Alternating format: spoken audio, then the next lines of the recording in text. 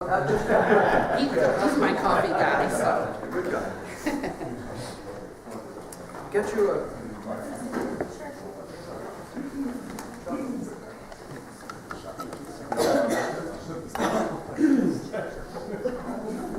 People, I gave you a handout today, and the reason I did is because this thing is called the second hour, and at least that's what it continues to go on, but everybody knows it's not an hour. And conversely, the topic that I've given myself to cover is not something that can even be done in an hour, even if we had that. And it's not meant to be. I'm going to try to stay focused if I can on the issue of sort of spirituality in the three stages of life. And then next week, very excitedly, because I've already had a conversation with Julie and we've got our minds sort of working on this, I've created two of these rites of passage, or with the congregation created the initiation group, and then after I left the congregation created the midlife. But we really desperately need, I believe, and I became more persuaded last week for a variety of reasons, we need a rite of passage we need a rite for the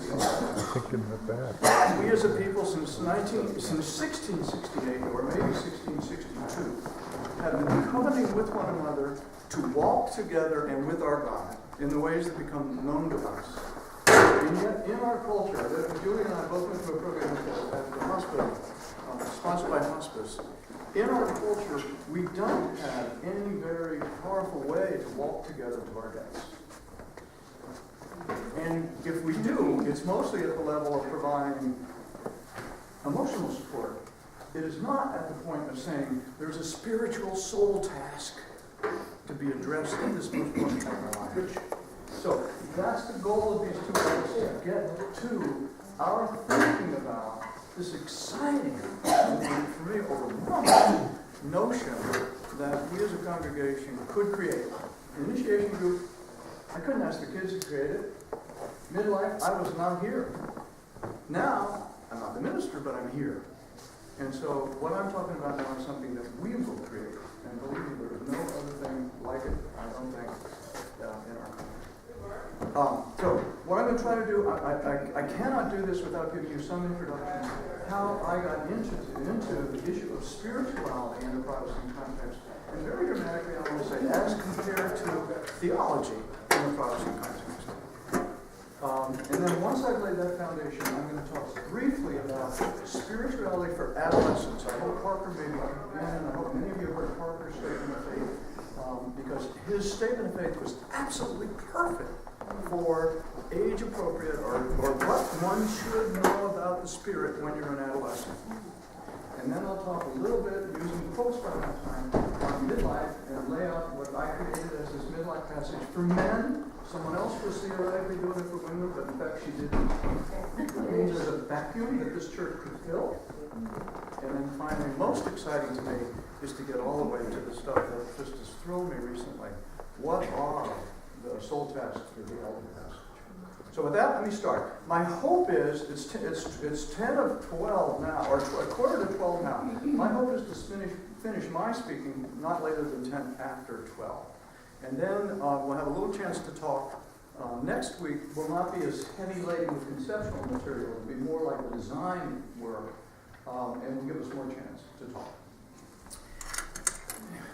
Start at the beginning. My name is Bill Roberts. I was called to be a minister here in 1970. As part of my call, the church offered, and subsequent calls, I believe, I hope, offered to me a sabbatical. A sabbatical leave 2 months after 3 years of service. To be honest, after 3 years, my being here, the church was still in so much turmoil, so much in transition, that it wasn't even possible to think about doing a sabbatical at that time. I took the sabbatical in 1974, and by that time we had an associate minister, we never had one before, by the name of Gary. So you know Gary? And Gary was able to keep the church viable and moving forward during the time we were there. Something happened in 1962. In the congregation, not in the worship service, but in the congregation, there were two marvelous, wonderful people, the husband and wife. The husband was the chairman of the search committee of the congregation, who were slain by the Spirit, who began speaking in tongues. And they came to me with this powerful experience of the Holy Spirit, desperately wanting me to join them in this quest, because they were utterly persuaded that I was gifted as a healer. And I was denying God's gifts to me by refusing to go with them in this very dramatic experience of it. That sort of, in one hand, confused me, but on the other hand, that was 1972. Another hand reminded me of an experience I had in 1962 when I lived in Africa, in a Muslim country, where overwhelmingly the people were Muslim, a few Christians, but everybody believed in the power of the juju. And because I was dubious about this stuff, but nevertheless very respectful of them, they offered to teach me about the power of the juju. And eventually, a story that can't be told today but can be hinted at, they took me way out into the bush, and I met Alfred Gomez, Christian juju man, who boggled my mind. And because of that, I took my first course ever in systematic theology, and then I went to Union Seminary, and the best thing that happened is I met my wife, Melissa. Because most of what we did in seminary was study theology, and it wasn't very much about studying spirituality. But what I realized that I needed in order to be a pastor to this couple that had had this powerful experience of the Spirit, or to continue to be respectful of my African friends, was a notion of spirituality, not theology. I think theology probably would have been hurtful to those relationships, because it would have set us up to something different. So, 1974, the beginning, the congregation feels as if we can finally go away. You give me the time, or you give us the time, 2 months away, plus a week, our month of sabbatical, so 3 months away from the congregation. I made an application to the Rockefeller Brother Funds that have been generous to me in the past, and asked them that they would give me the financial support to pursue spirituality in a Protestant context. And I made the proposal. I had sort of two parts. Look, there were no Protestants talking about spirituality in 1974. Spirituality was the domain of Buddhists and Catholics. And to a great extent, it was, people in monasteries or nunneries. No spouses, no kids, no congregation. So for me to come up with this thing, spirituality in a Protestant context, was perhaps novel. This was novel enough for them to give me money. And I had laid out a very nice plan. My lovely wife and I, we had 3 small children, but I was quite oblivious to that. She was my soulmate, my partner. We were going to go together to a Buddhist monastery for 2 weeks out in California, had it all set. And then we were going off to Switzerland to study the thinking of Carl Gustav Jung. Well, by the way, a major thing I'm going to meet, Julia touched on it today in the service. Whenever you meet whatever you call God, the first experience of it is this phrase: a defeat of the ego. Your best laid plans just got screwed up.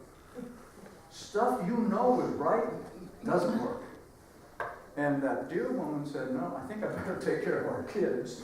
And I said, geez, how about me? Defeat of the ego. So instead of going to a monastery, I went to a Catholic retreat center. It was the next best thing. There were no Protestant places to go. And I did the Ignatian exercises I did the spiritual exercises of Ignatian. I'm going to say 2 things about this. I haven't talked about this very much. I was visited by the Spirit. I did have come to know the presence of God. And she came to me as not some powerful man, but as an extraordinarily lovely and erotic woman. That's the first thing. Secondly, as I reflect on it many years later, I'm blown away that my spiritual director sort of knew what was going on for me. There's a format to spiritual development. So the first time I said, God, I think I'm going crazy, he pulled out something from St. Francis and had me read it. He thought he was going crazy too. And the day that I had that vision, and I was just so excited about this lovely family love, he knew it was going to happen. And he pulled out a poem from a 10th century mystic by the name of Hugh of something, I can't remember his last name. I read that poem, and it stayed in my head. Was it my beloved who came to me? Yes. And therefore, I will remember this for the rest of my life. I don't need to go back and revisit it. I had it. All right, so that was the beginning of the program. But now I'm getting ready to go off with the family to study Jung. Now I need to say a word about Jung. Jung, spelled J-U-N-G, is one of the 2 great psychological or spiritual teachers who have shaped my thinking. Just a word about the two of them. The other one's going to be Erik Erikson. Jung, basically, when the great field of depth psychology started, it started with Sigmund Freud. And Freud had gathered around him, just in magnetism of his thinking and his personality, gathered a group of people around him who wanted to explore this with him. Essentially, all of them were Jewish. The one exception was Carl Gustav Jung, whose father was a parish minister, whose grandfather was the bishop of Basel, whose mother, in the Dutch Reformed Church, our theological tradition, and his mother was a Swedenborgian. Swedenborgian is a pietistic, mystical religion.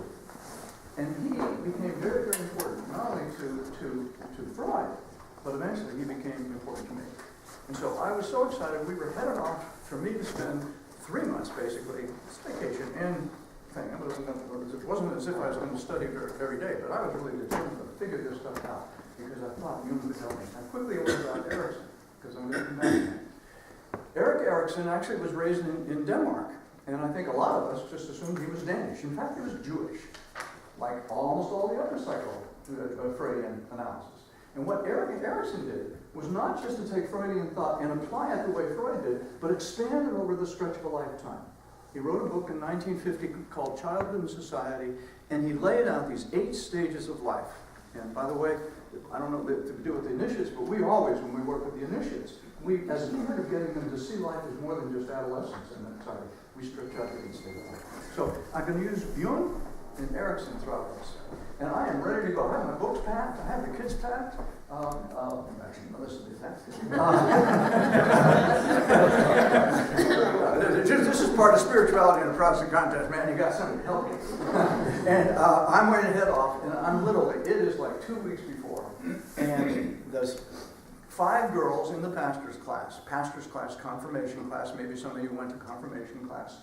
I have struggled with it for now 4 years to make this interesting to these great kids who dutifully came, in part because I was young and interesting. But it was hard work. And they went to a movie called The Trial of the Billy Jack. They saw an initiation rite. And they called me, from a phone booth, by the way, I want to remind you. Put the nickel or a dime in or something like that. Called me from the phone booth of the theater, of the movie house, and said, "Hey Bill, what we saw in this movie is the real thing. What you do in our church is not the real thing." Defeated the ego. I spent 4 years trying to build this thing up, and in a moment, by the way, probably 10 o'clock at night, sleeping children, sleeping wife, service to do the next morning, they tell me what we do is not the real thing. I didn't sleep the rest of the night because I had to let the ego just give it up. And the ego gave it up. And this is such a new experience for me. I haven't done this in a long time. And I'm prone to be weepy anyway. I'm just overjoyed. And literally the joy of doing this is pouring out of me, so I'm going to lose this at times. Immediately I started dreaming dreams. And to be honest, some of you may vaguely remember this. On their confirmation Sunday, which came the day that we left we had a service in the morning. They had Melissa and I left in the afternoon with our 2 young children. On their confirmation Sunday, I did a sermon which I might find called A Prolegomena to a Future Confirmation. And I had a vision of a massive and marvelous sanctuary having all these rites passages. The only one I could focus on was the initiates coming forward to the well which was bubbling up, the living water bubbling up at the communion table, having the hands laid on. We didn't do hands laid on in confirmation. You just said, "Yes, I believe that stuff." So, in a very short period of time, I didn't have internet, of course, I packed additional books on rites of passage, and most especially on the rite of passage, Initiation to Utopia. And I went out to Switzerland and spent my days studying, and spent my nights dreaming of those mystery rites that would somehow take Protestant spirituality around the things that are important to adolescents, not only important to me as the adult teacher of the pastor's class, important to them as adolescents, would take Protestant spirituality and make it work together. And I confess that as the summer was coming to close, and on one hand I was really excited to get back to the church and start this one. On the other hand, I was sort of disappointed in myself that I hadn't done what I said I was going to do, which was to study. got back into church, and with the great help of the congregation, and there are people in this room, and a couple who are not here, Jenny Huffling, for instance, created the initiation rite. And now I'm going to ask you to turn to page 2. Let me quickly explain this. The reason I give these things important is that you will have in this booklet much of the stuff I will not have a chance to say during this time. But I do want to highlight on almost every page something that I feel is quite important. And what I feel important here is that little quote. I did it in red, those of you who were the first 20 here. I did it in red because I wanted to acknowledge the adolescent experience. The colors are going to change according to the great rainbow of this all-welcoming church. Adolescence, there can be no question that psychological dangers to which earlier generations were guided by symbols and spiritual exercises. And the mythological and religious inheritance, we must face alone, or at least at best, with tentative, impromptu, and not very effective guidance. And that's what the pastor was. Okay. Now, next page. That is the structure at the top of the page of all rites of passage. This is, by the way, my work after the church is working the transition. This is the structure of transition. You're in a place. For some reason, just like you're growing up, you come to realize at some each level that you need to be out of the limits of that box. And you step out, and the stepping out act brings with it an immense sense of loss, which needs to be intensified, and it gets intensified at First Church through the rite of separation. When those parents are sitting there wailing home to cry for the death of their children, and I've been there as a parent, that hurts. You know, I didn't mean it. It just hurts. You're over there, and you're with those other people. Deep ambivalent. You're glad to have them go. But it is really sad. And then there's a very deliberate liminal period when you need to create, even in adolescence, confusion where they think they know everything, and conflict where they always think they're right. And you need to create intentional confusion and conflict so you can give them what they need to have to be responsible adults. And then after a certain period of time, not 52 years, then in fact there's that powerful rite of incorporation when we sing, Evelyn is the one who found it, I was there to hear your Born and Cry. And just about everyone in the room was crying. When we sing Born and Cry. Now, that's the initiation rite. That's the structure. That's the structure of all rites. Now, purpose. Throughout all the writing, it goes way, way back to the original thinkers about initiation rites. The purpose of this initiation rite is to impart entry-level knowledge of the techniques and mysteries of adulthood. And in our church, we took that category, adulthood, and what we did was to create these 4 areas, all of which have an S, so you can remember them. Society, self, how I as a self fit in society. That's Erik Erikson's statement of what adolescents should be doing. The parents have been taking care of them up to now. When they're adolescents, they're moving out into society. They've got to find how they fit. Sexuality. Of course you've got to do sexuality for adolescents. And spirituality, yes, we do spirituality. We treat this special unit. But the real spirituality is taught throughout the whole thing. It's imparted throughout the whole thing. So when they're learning about society or themselves, I mean, the self, we don't teach them how to be the coolest kid they can be. You know? We teach them that they are a mystery. And we show them Erikson's 8 stages, and we say, life is a stopper, and we take them to we show them birth. Susie Dutcher used to bring pictures of the birth of Casey. We show them that birth process, and then we go to children. We have the Friday morning out program, and they'd spend time with the little kids. And then all the way through until finally, we took them out to sit with Stu and Rob Clark and just listen to old people talking about old age. And then we went to Doolittle Funeral Home and watched them embalm and the service. So right off the bat, we're talking, and James, so thank you. Your emotions are real. Those emotions that we bring up, and you and I have chatted in all places in the cemetery about this need to deal with this very issue that how we get the kids doing. Okay, so each one of those 4 units was designed to give, and now here's the distinctive spirituality for adolescents. It is not fundamentally about learning theology. It is about the fact that in this faith, and certainly in this church, our understanding of society is biased for the poor. So in that human society, we don't teach them how to get rich. You know? We teach them that it's in their Christian nature to know and relate to the poor. And then, of course, we bring it to closure. And that's the adolescent life. The purpose, the fundamental purpose of it is the process of switching the essential dialogue of your life. I think of you because you've had 3 kids go through it. Up until that point, the primary issue in their life was the 2 of you. And in adolescence, there needed to be a transition so the primary issue in their life can become society. Now, move on. As I think you all know, I left the church in 1989. I always say this because people, when I work, ask me, why did you leave the church? And I'm always clear to say, I did not leave because I was unhappy. I did not leave because I was forced out. I left because I felt I had something else to do. I felt my calling had changed. And it was a really, really hard time in my life, and I went off. I left the ministry. Melissa and I and our children were separated. I was separated. The family was broken up for a period of time. Anybody would talk about a defeat of the ego? It's just unbelievable. Devastation of the ego for all of us. And I really Sorry. And part of the reason I really work on Jung is I got a call from somebody who was put together. I've written this book, by the way, after initiation. This is the book that sort of describes the initiation. And then I was asked by a person who was writing a program called Celebrating Rights in the Church, Passages in the Church, and he asked me if I would do the piece on initiation. I said, I'm sort of done with that. But there were a lot of other chapters, one of which was a rite of passage for men in their life. And I said to him, and I had no idea how I wrote that one, except that I had lived through something painful, so I started to read.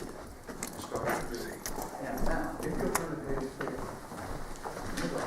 The union religion first. I'm going to be the second. There's more here than I'm going to highlight, but I'm watching my time. I don't have much left. Jung goes on to say, we cannot live the afternoon of life according to the program of life's morning. For what was great in the morning will be little in the evening, and what in the morning was true will by the evening have become a lie. And then, somebody working with Jungian material, a guy by the name of Murray Stein, who wrote a book called, well, I can't remember what it's called.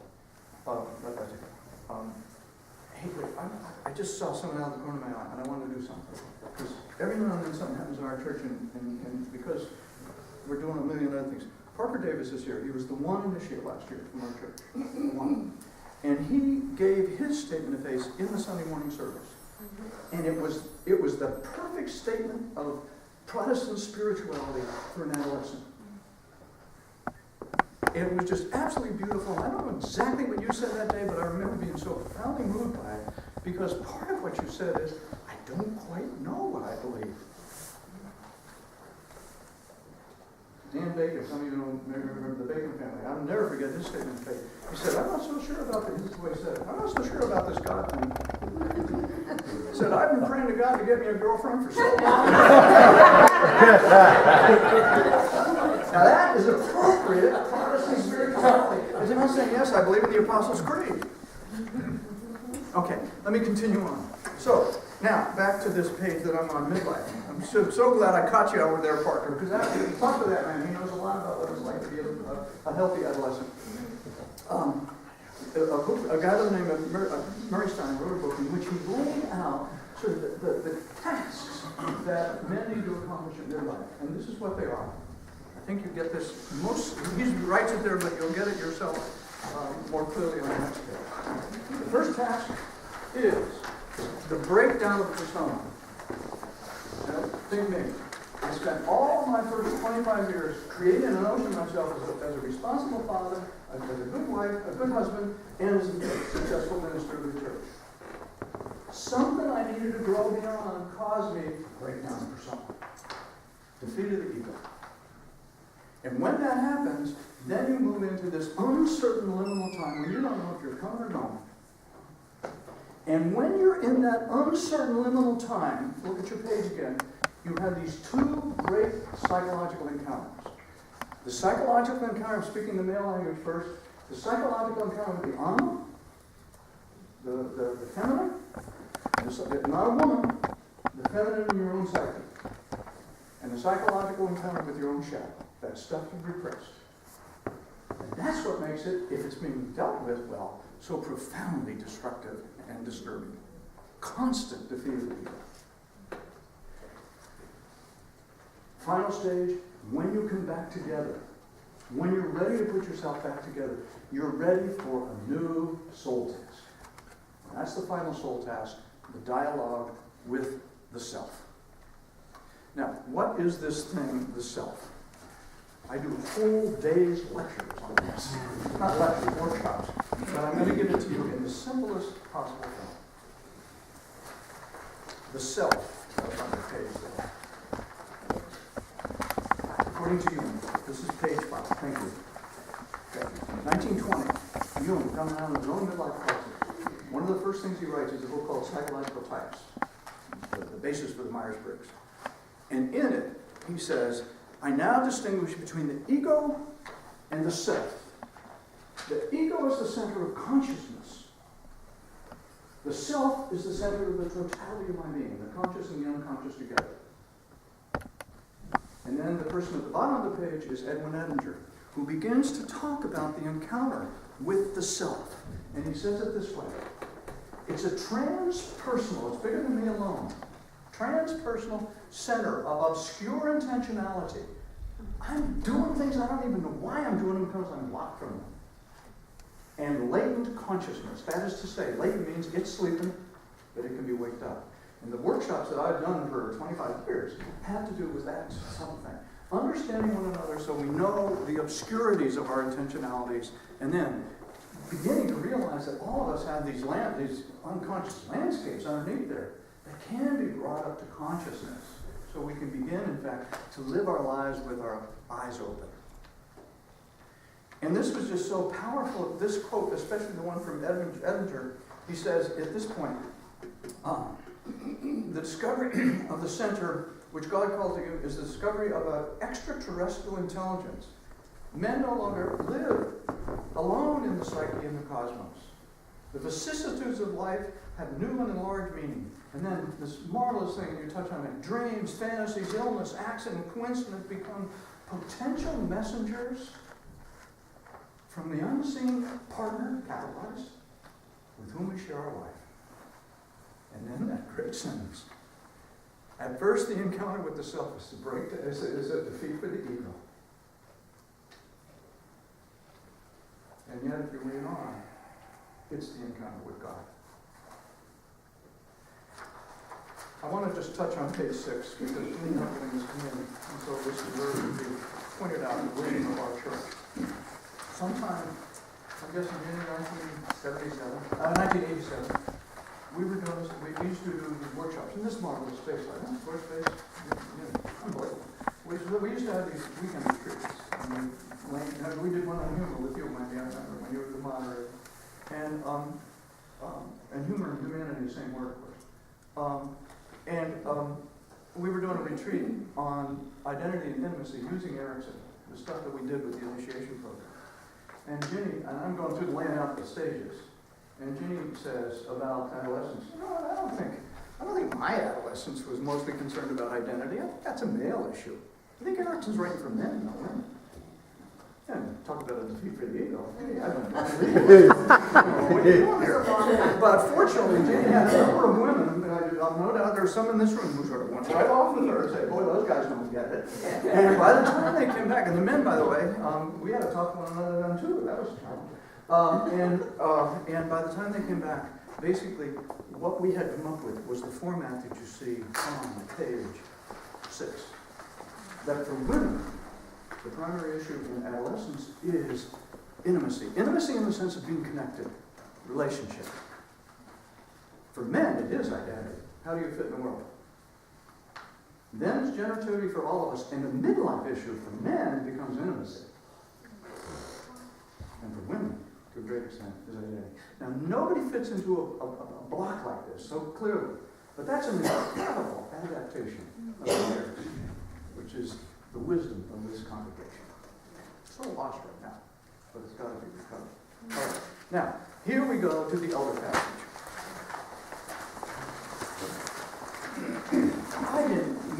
I believe so much in that second stage, this one right here. I had such a complete understanding of what the self was about in all different types of mysterious ways that I was not ready for my friend Carl Scheide, who's sitting in the room right here, to throw me a book. We're walking on the Merritt Mountain one day, and as we often do, by the way, great phrase in this church, I hope you'll hear this many, many times. Our covenant is not to believe something. Our covenant is to walk one with another and with our God in the ways that will become obedience. And I look around this room and I see the people who walk one with another all these years. So Carl and I are walking, Merritt Mountain, he's talking, I'm listening. At this particular time, he's talking about a student of his who's a medical doctor, gerontologist, and says, you know, medical science is such that pretty soon we'll be able to live 100 years, who wants to, or 120, 110, 120. To which I said, what are we going to do with all that time? I mean, we know that the first stage is a dialogue with the conscious, with the parents. We know the second stage is dialogue with society. We know the third stage dialogue with self. Well, what follows? And we're walking along there, and by the time we came down from that mountain, we had landed. I don't know who said it first, but it was one of those things where whoever said it, it just became the truth for both of us. It's the dialogue with the cosmos. The dialogue with the cosmos. Now, it took me a certain amount of time to let go of that, let the defeat of the ego sort of work itself out, until I really began studying this issue, the dialogue with the cosmos. And one of the ways it happened to me was sort of a stunning thing. I'm in a bookstore in Florida, and I see all these psychological books. I see Erickson's name there, and I see a book that says, The Life Cycle Completed, the 9th Stage of Life. And I buy it, I take it home, and I read it. And I realize that Erik Erikson has, and look at them right here, in our revised form, 4 stages for children. Now, a more complex understanding of adolescence and midlife. The male-female break. This is on page 7. We're on the same page? Okay. And then, his final stage was ego integrity. But when he wrote the book, The 9th Stage of Life, he added one that's called transcendence. And with that, the system began to think in terms of the soul tasks for those of us who are elders. And I'll say it in Ericksonian terms, and then I'll move over and say it in the Jungian terms. The soul task that Erikson identified when he wrote his first book, and when he was 50 in the 1950s, was ego integrity. Ego integrity, and I've got quotes on it in here, but I don't have time to give them, is the capacity to look back at your life and see that there's a certain inner logic to it. To see that life you've lived. Now I'm 72 years old. I know that. It looked like there were a lot of detours. But many of those detours actually brought me to some place that was important. And to be able to take your life, and even though you acknowledge that there are things that you may not be so happy about, there are abuses you did to people you loved, you nevertheless be able to accept that as the life you were meant to live, called to live. That's one part of the task. Reflection. Jung's term is individuation. Erik, ego integrity.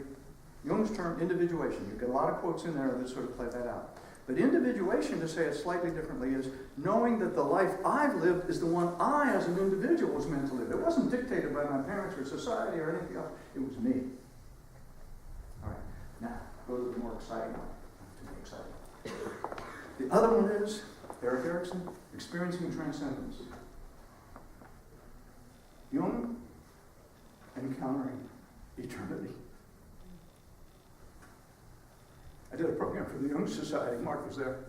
Mark Brady, in Fairfield County, and Brian Fay, a very, very important person. One of the wonderful things in this church is we have people who can do things pretty clearly and groundedly. And abstract way. And Brian is one of those who does both, of course, but his gift to me is almost to take ideas that I seem to have and to process them. At some of their reading books that I struggle to go through, he understands quite easily. And at one time, we had finished up talking about the self and the movement. And I really want you to feel this movement. The self, which is what we focused on up until we got pretty old. I count myself in that category for sure. Now begins, in fact, to have something happening to it. It doesn't intrigue us and fascinate us in the same way it did.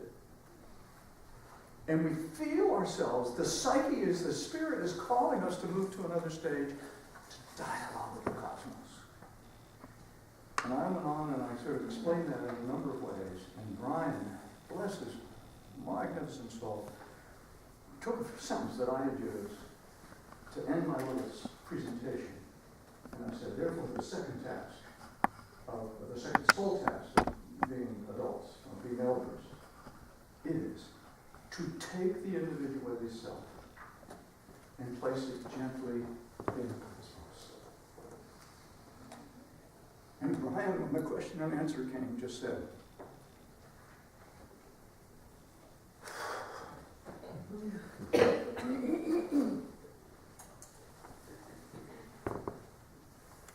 how do you place the self gently in the cosmos? He didn't cry. And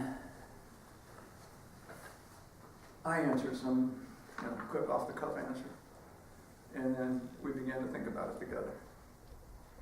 And that was a really good question. bless his soul, he's waiting till I finish today, but he's got a 15-page document that he's been waiting on, which he's been writing for himself, but which he also wants to share with me. And it has to do with that very question. And now, if you allow me, I'm a little over my time, but if you allow me, I want to ask him. I'm going to do questions next week, so if you really need to ask it, please do, but there are people waiting here, and if I answer your question, then do it privately. I can stay forever. I'll be here at 4 o'clock until 4 hours. It has to do with Pardon? It has to do with timing of the transcendence of cosmos. I'm so sorry. It has to do with chronological timing of the transcendence experience, because I see it happening way before someone's an elder in a lot of cases. That's all I want to say. Do you need Thank to you. speak up a little? No, don't. I'll say it over again louder, and then I'll go on. I think that the elder passage and the transcendence and cosmos issues happen in some people's lives well before they would be considered an elder in a chronological sense. Richard Rohr writes about this in Falling Upward, and it's also very clear to me in my work and in my life that it happens for many people way before they would be considered an elder. I'll say something, but may I just respond to that in some fashion, even though I prefer, and that's a good thing for next week, because the challenge next week is how you do rites, rituals, that are limited periods of time, when you're talking about something that's bigger than that time. And that's a hard thing. I mean, we had that with the initiation group. What age are kids allowed to come in? People choose, certainly in midlife and with the older passage, you choose the age for yourself. But I think your point, if I heard it correctly, is that it's not as simple as I'm making it. On the other hand, hold on, I really want, because there are all these people here who may need to go, I am glad to take individual questions, but I'd like to finish up my piece, and then we'll go to the individual questions. I really appreciate you doing that. And I do want to get into the power of this. I think I want you to go to page 10, and I really want you to see page 11. And then I have a few final comments. Page 10.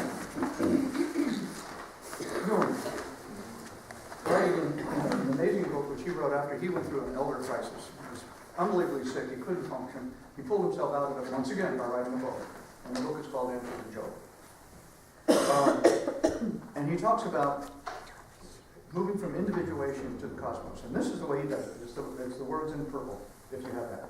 The difference between natural individuation process and the one that is consciously realized is tremendous.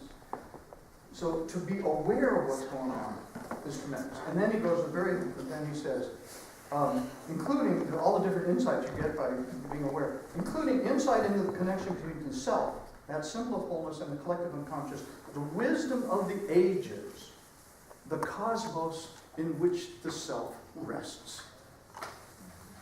And then he goes on and he begins to talk about eternity. And he talks about how Jesus' life could be both past, present, and future in the same moment. And that's a very, very important concept for those of us who are old. Because frankly, when we get quite old, often, none of this is prescriptive to happen to everybody, but when we get quite old, very often our time gets confused. Our sense of time gets confused. And that's a gift. That means we're getting out of the limits of this linear stuff. We're going into a thing called, classically, the myth of eternal return. We're going back to other stages in our life. We've talked about this, Gene. We're going back to other stages in our life, which were as alive then as they were when they had. And that's just a terribly important gift for those of us who are older.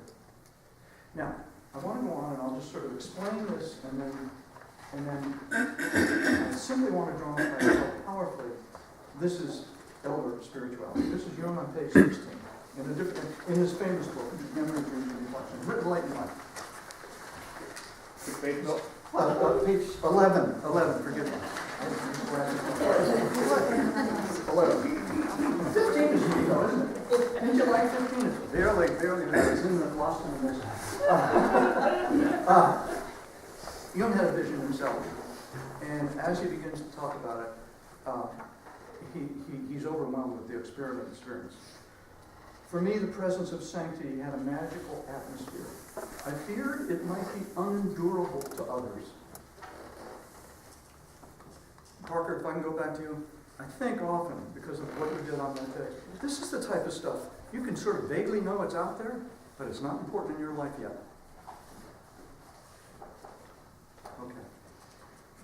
I understood then why one speaks of the odor of sanctity, of the sweet smell of the Holy Spirit. This was it. He goes on to say, I couldn't imagine it. And then he goes to this next sentence that I want to go through forcefully. We shy away from the word eternal, but I cannot explain the experience only as the ecstasy of a non-temporal state in which the past, present, and future align. Everything happens in time had been brought together in a concrete whole. Nothing was distributed over time. Nothing could be measured by temporal concepts. How can I imagine I exist simultaneously the day before yesterday, today, and the day after tomorrow? I experienced this objectivity once again later on, and that was after the death of my wife. I saw her in a vision, and he describes the vision. And then at the very end, in that vision, it contained the beginning of our relationship, the events of our 53 years of marriage, and the end of her life also. Face to face with such fullness, one remains speechless, for it can scarcely be comprehended. Now, concluding thoughts, and then physical journey with an invitation to stay and chat further.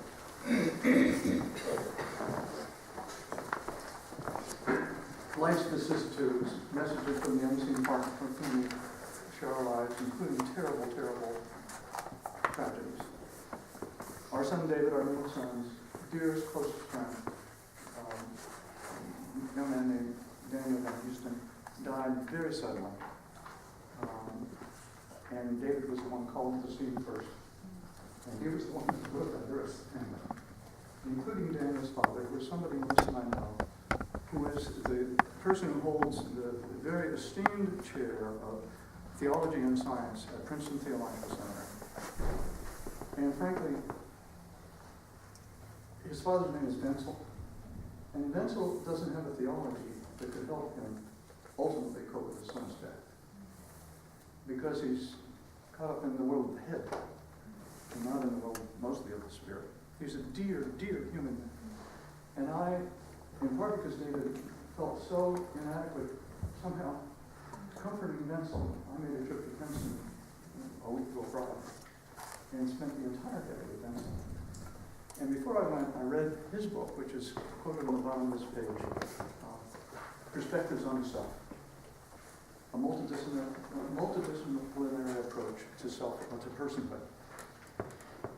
And stuff I never thought about before, I began to see, which is, there is rightly a consolidation of the self here, and very much in the Jungian language. But as you live that quarter of your life and you move into this one, the self becomes more complicated. And one of the things this book is filled with, 5 different essays on the multiplicity of the self, the multiple self. And one absolutely gorgeous image from a pastoral psychology teacher on the West Coast. What we need to do is learn how to braid the strands of ourself to give us the type of strength to withhold the twists and turns of life.